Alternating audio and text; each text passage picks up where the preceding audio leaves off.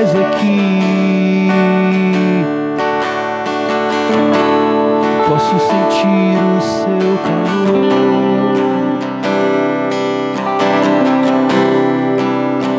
Vem me envolver e constranger com seu amor. Sei que estás aqui, posso sentir o seu calor. Vem me envolver e constranger com seu amor. Filho de Davi, tem compaixão de mim.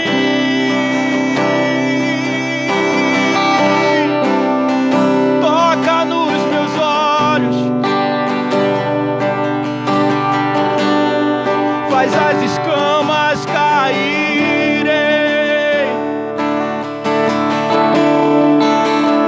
Filho de Davi,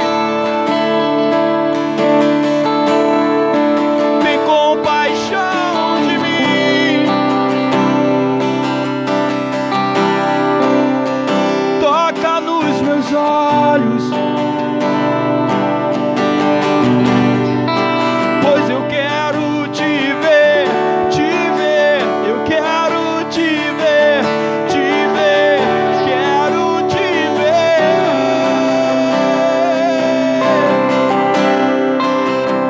Toca nos meus olhos, pois eu quero te ver.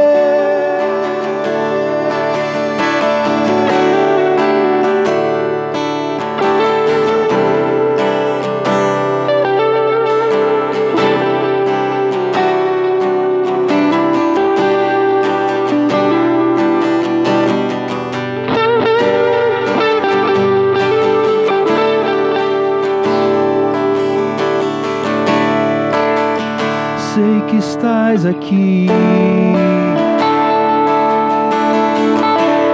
posso sentir o seu calor.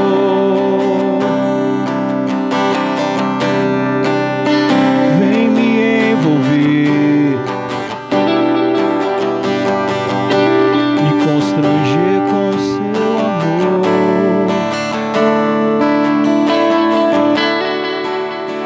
Sei que estás aqui, eu sei. Posso sentir o seu calor. Vem me envolver, Espírito Santo, me constranger com seu amor. Filho de Davi,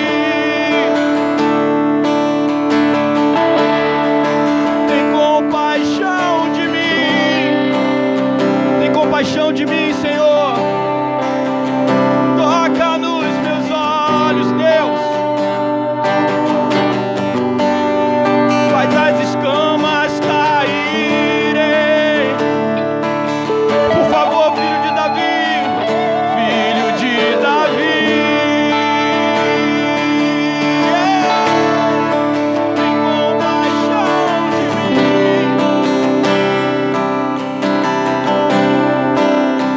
Toca nos meus olhos, toca nos nossos olhos, Senhor, pois eu quero te ver, eu quero te ver, quero te ver.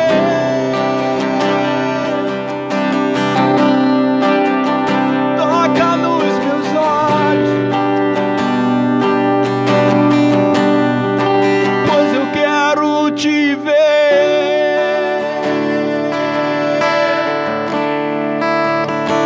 Aleluia! Boa noite, irmãos. Boa noite, igreja. Boa noite, visitantes. Boa noite a todos os amigos que têm nos acompanhado aí nos cultos online. Estamos começando mais um culto nessa quinta-feira, né? Quase que eu falo quarta-feira. Nessa quinta-feira, nós queremos adorar o nome do Senhor. Bem dizer aquele que vive e reina para todo sempre. E nós podemos clamar a Ele como aquele cego jogado pelo caminho, sem nenhuma expectativa, sem nenhuma esperança de ser curado, sem nenhuma expectativa de ter uma vida melhor, mas de repente ele ouve falar que Jesus passaria naquele lugar. E quando ele fica sabendo que Jesus está passando por ali, ele começa a clamar, dizendo: Filho de Davi, tem compaixão de mim, tem compaixão de mim. Assim éramos nós, cegos espiritualmente, cegos para tudo que Deus estava fazendo no nosso meio, completamente cegos ao agir de Deus no mundo. Mas o Senhor nos encontrou, nos curou, sarou, nos deu uma visão. E nós temos uma visão de que podemos viver uma vida completamente diferente da vida que vivíamos. Bendito seja o nome de Jesus. E que o fogo do Senhor nunca se apague sobre a sua vida, sobre a minha vida.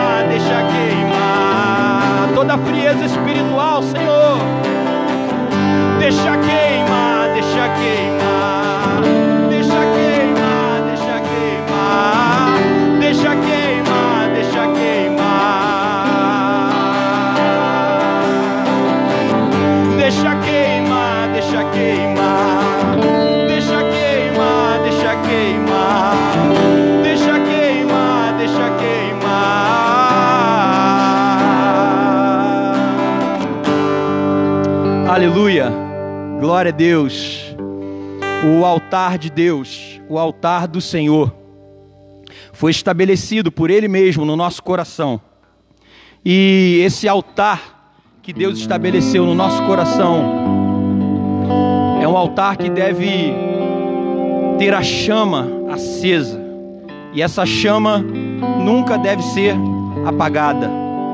Então, meu amado irmão, minha irmã, querido que está nos acompanhando nesse culto, se houve algum momento da sua vida em que ardia um fogo dentro do seu coração, mais forte do que arde hoje, eu quero te convidar a refletir sobre a importância de que o altar do Senhor dentro do seu coração volte a queimar. A fé, que nós vamos falar daqui a pouco, possa arder, reacender no seu coração.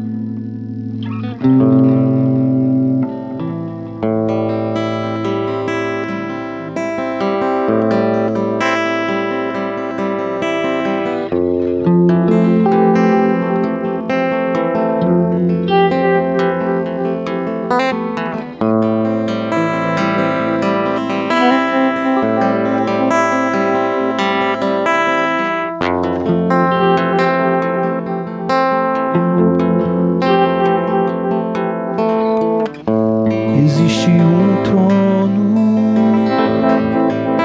colocado no mais alto lugar.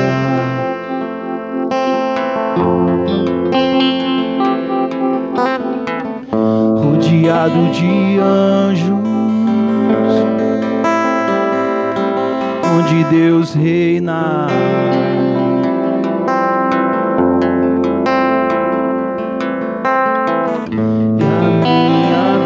Ele governa, e a minha vida Ele governa, e esse Rei veio a mim com os seus olhos em chama. Eu perguntei sobre os seus olhos, sorrindo me disse: o fogo nunca dorme, o fogo nunca apaga, nunca apagará.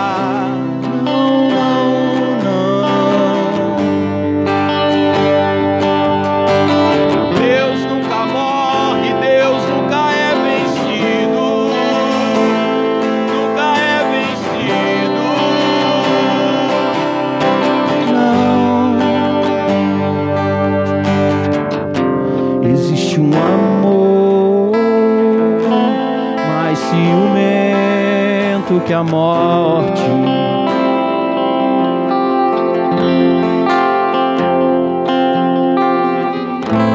Existe um amor mais ciumento que a morte.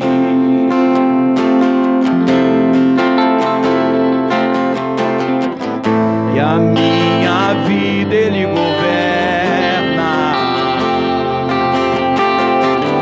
e a minha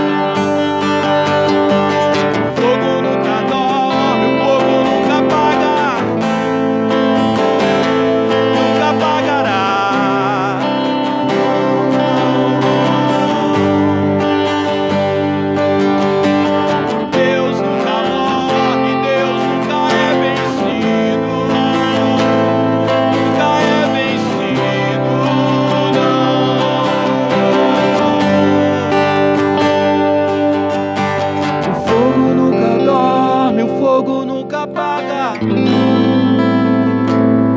nunca pagará.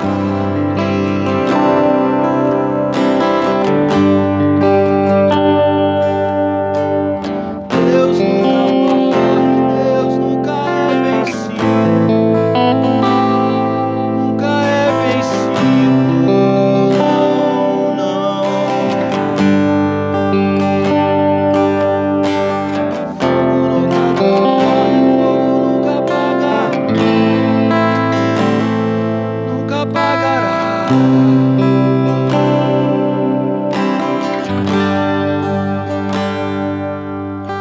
Meu Deus nunca morre, meu Deus nunca é vencido, nunca é vencido.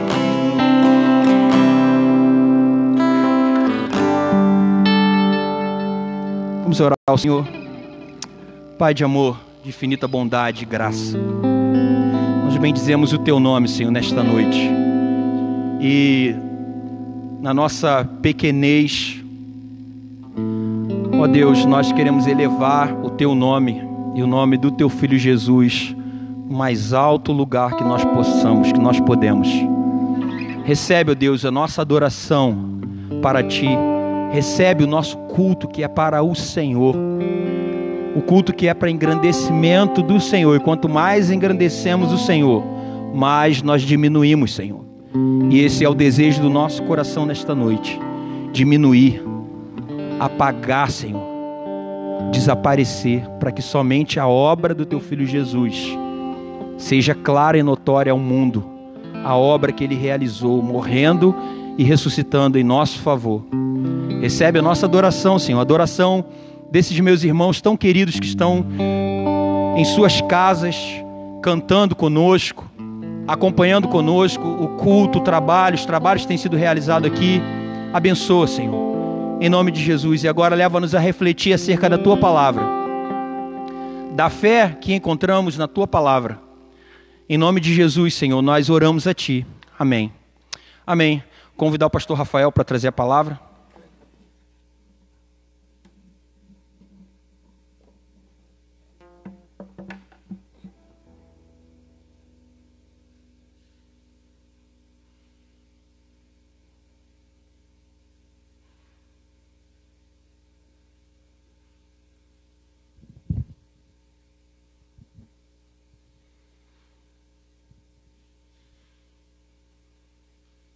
Amém. Louvado seja o nome de Jesus. Como já falei, meus queridos irmãos, nós vamos meditar. Esse mês de julho é um mês que nós vamos falar sobre mais fé.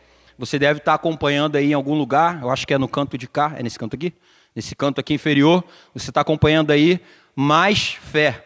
E é isso que nós queremos falar esse mês. Mês de julho é um mês que nós separamos e reservamos para falar sobre isso, sobre fé.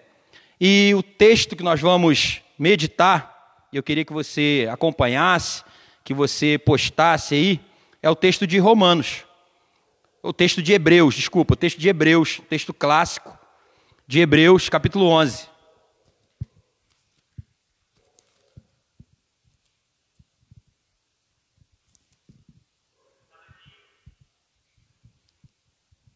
Amém? Hebreus 11.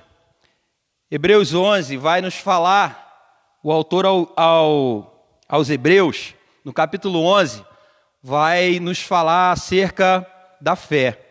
E vai lançar a luz em nossos corações acerca de uma fé genuína, de uma fé que nós precisamos para caminhar, para continuar a nossa jornada. Fé tem a ver, tem relação, a palavra fé tem relação com persuasão, tem relação com crença, com convicção, confiança, certeza, fidelidade.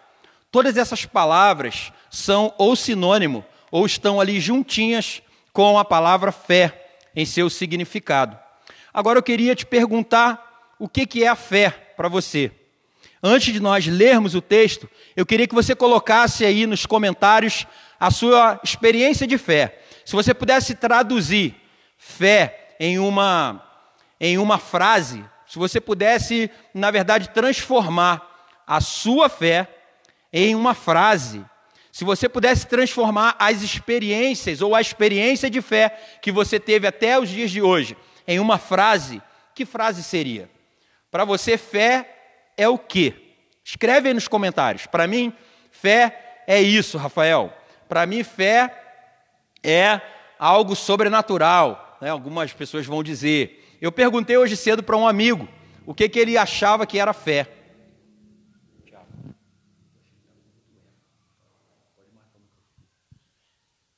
Eu perguntei para um amigo o que ele achava que era fé.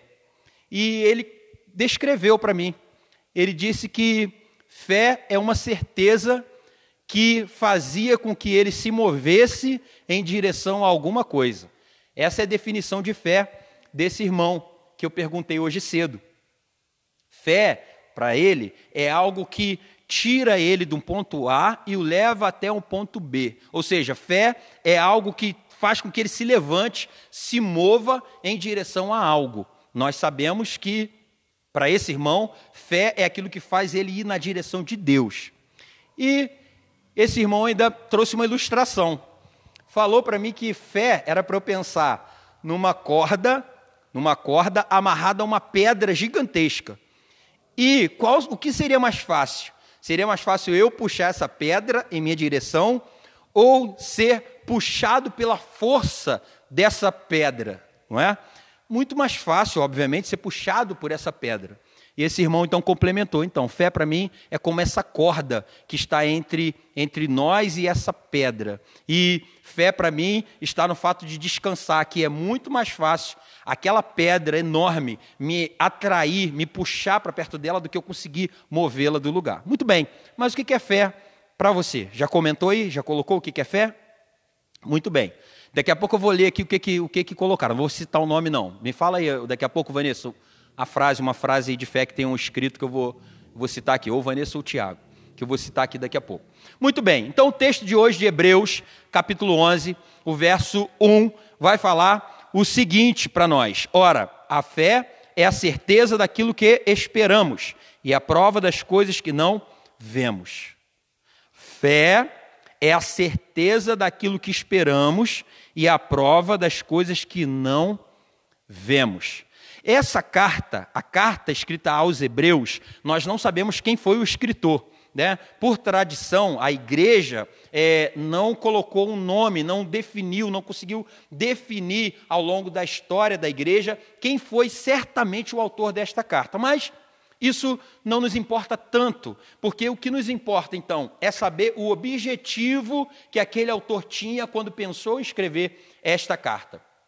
E, entre alguns assuntos importantes desta carta, o autor vai escrever para fortalecer a fé dos irmãos judeus que tinham se convertido a Cristo, fortalecer a fé daqueles irmãos em meio às dificuldades, em meio às perseguições que eles viriam a enfrentar. Alguns acreditam que essa carta foi escrita antes do ano 70. No ano 70, o templo de Jerusalém foi destruído, como foi profetizado por Jesus Cristo, e vocês imaginam, né, que na cultura daquele tempo, na religião judaica, o templo era o centro da adoração a Deus. Então, destruir o templo, quando Jesus, por exemplo, disse para os fariseus, né, derrubem esse templo e eu vou reconstruir em 3 dias. Eles ficaram escandalizados, porque o templo era algo que fazia parte, estava enraizado no coração da religião judaica. Então, se, como alguns autores acreditam, alguns estudiosos acreditam que essa carta foi escrita antes, um pouco antes da destruição do templo, nesta carta o autor vai colocar, e nós vamos encontrar alguns argumentos muito interessantes, como por exemplo, olha, como deve ser a fé de vocês quando não houver mais o templo, quando não houver mais o sistema de sacrifícios e quando não houver mais a figura do sacerdote.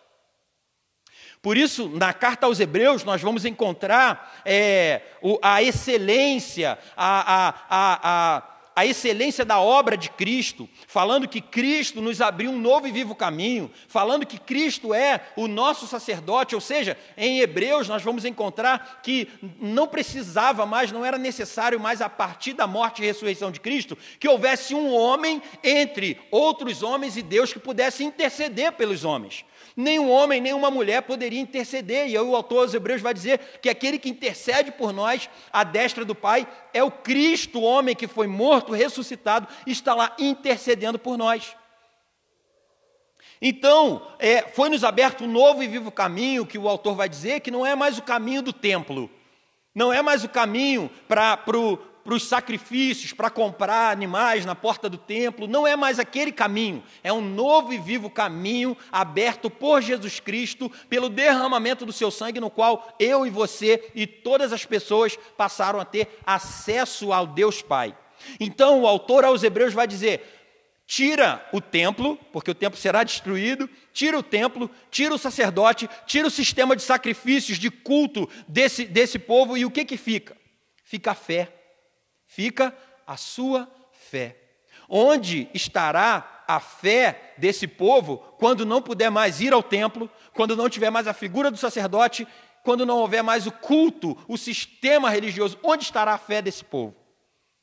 Notem, o autor então reforça que era importantíssimo que a nossa fé fosse esse firme fundamento.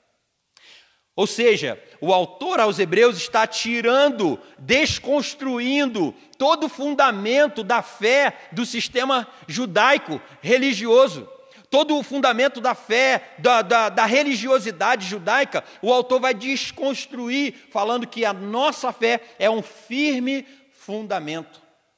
A fé genuína é um firme fundamento das coisas que se esperam.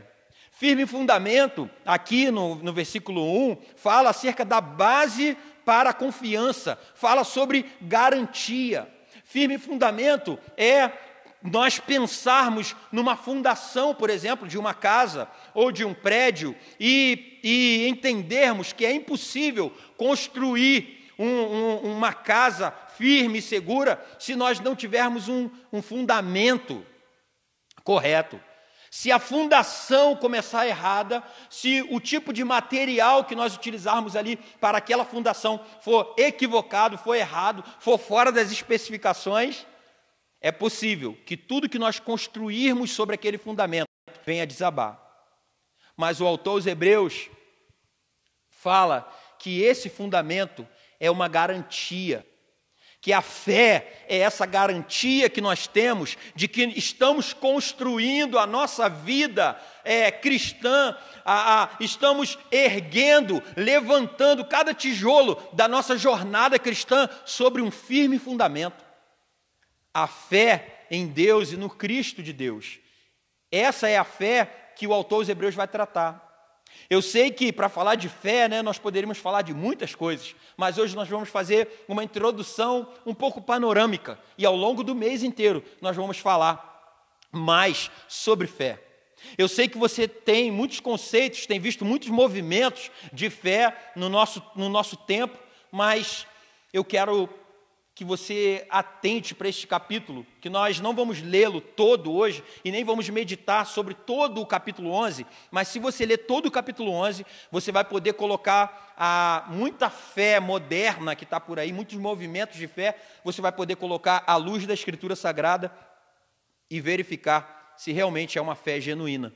Então a preocupação do autor é que tenhamos essa consciência de que a fé genuína é essa base, é essa garantia que nós podemos, então, erguer a nossa vida e construir a nossa vida.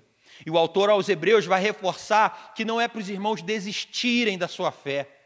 Não é, ele vai usar, em alguns trechos, ele vai usar a expressão, não façam como aqueles que abandonam a fé, não façam como aqueles que recuam, porque a alma do Senhor não tem prazer naqueles que recuam. E o autor aos Hebreus vai dizer que nós não somos como aqueles que recuam, como aqueles que retrocedem. Então, ele reforça o fato de nós confiarmos, termos esta fé, a fé segura, uma fé garantida.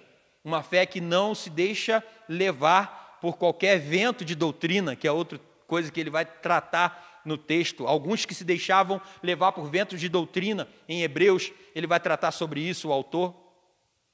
Então, o primeiro ponto é essa fé que é a certeza, que é a base daquilo que nós esperamos. A segunda coisa, a segunda sentença de fé, sobre a fé, que ele vai falar aqui no capítulo 11, no verso 1, ele vai dizer que a fé é a prova. Ou seja, a palavra prova aqui é uma evidência. A tradução dessa palavra é evidência. Então a fé é a evidência das coisas que não se veem. E olha, irmãos, que fé, que loucura é esse papo de fé aqui que o autor dos Hebreus está falando. Olha que coisa, às vezes nós não conseguimos compreender, não é verdade?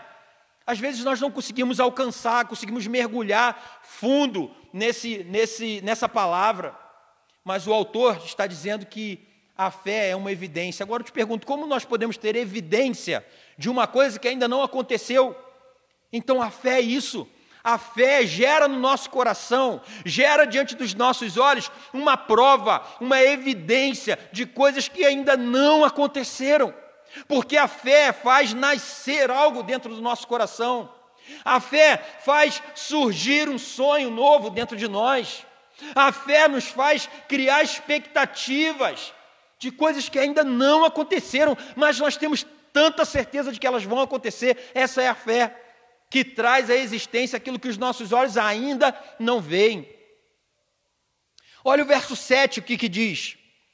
O verso 7 vai falar sobre essa fé que traz evidência de coisas que ainda não existem. O verso 7 vai dizer sobre Noé: pela fé, Noé, divinamente avisado das coisas que não se viam, temeu para a salvação da sua família, preparou a arca pela qual condenou o mundo e foi feito herdeiro da justiça, que é segundo a fé. Meus amados irmãos, pela fé, Deus mostrou a Noé coisas que ainda não se viam, diz o texto. Essa fé que o autor dos Hebreus está dizendo é isso. Deixe Deus trabalhar esse tipo de fé no seu coração. Você quer ter essa fé? Você deseja que Deus trabalhe este nível de fé na sua vida? Um nível onde ninguém mais está acreditando e você está ali orando. Um nível de fé onde as pessoas já desistiram daquela causa. Você já teve uma experiência dessa? Onde você ora por alguém, onde aquele alguém, ele mesmo já desistiu dele. Ele mesmo já se abandonou, já largou de mão, já não quer lutar mais contra o pecado. E você insistentemente ora por aquela pessoa. E muitas pessoas chegam para você e falam assim: rapaz, não ora mais por fulano, não. Às vezes, pessoas dentro da igreja não falam nem isso com todas as letras para você, mas no subconsciente e no seu subconsciente e também em algumas palavras comedidas, eles deixam entender que não vale mais a pena você orar. Não vale mais a pena. E mesmo assim você continua orando, porque Deus te levou a um nível de fé, onde Ele trouxe a existência aos seus olhos de coisas que ninguém mais está vendo.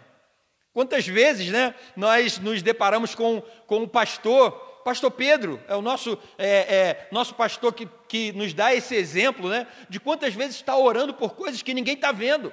Ninguém está imaginando que aquilo vai acontecer, e ele está orando, e ele está buscando ao Senhor, está pedindo ao Senhor direção, e pelas madrugadas Deus vai mostrando para ele. Aí ele reúne a gente, quantas vezes, Tiago? Aí ele reúne a gente e fala assim: olha, Deus me mostrou que esse plano, esse projeto que nós temos, vai acontecer nas seguintes etapas.